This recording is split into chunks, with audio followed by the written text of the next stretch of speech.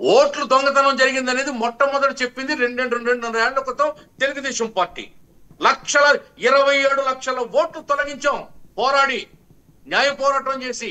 ఈ రాష్ట్రంలో మీ పార్టీ నమోదు చేసినటువంటి 27 లక్షల పైచిలకు ఓట్లు రద్దు చేయించాం. అప్పుడే మొన్న ఎలక్షన్కి వెళ్ళాం.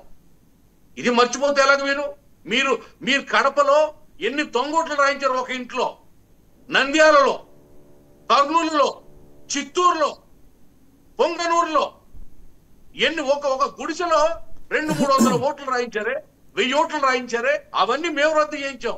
27 లక్షల పైచిలకు ఓట్లు. సార్ వర్మ గారు ఒకటి చూడండి, 2003 నుండి పులివెందుల హిస్టరీ తీయండి. మీ దగ్గర ల్యాప్టాప్ ఉంటే ఎన్నికలు ఎప్పుడు జరిగాయో చూడండి. అక్కడ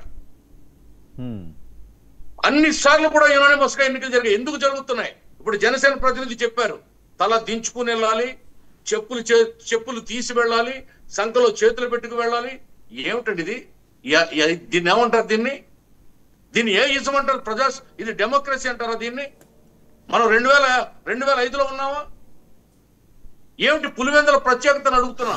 అటువంటి పులివెందుల్లో తెలుగుదేశం పార్టీ ప్రజాస్వామ్యాన్ని పరిడివిల్లేలాగా చేయాలని మేము పాటుపడుతున్నాం. అందులో భాగంగానే తెలుగుదేశం పార్టీ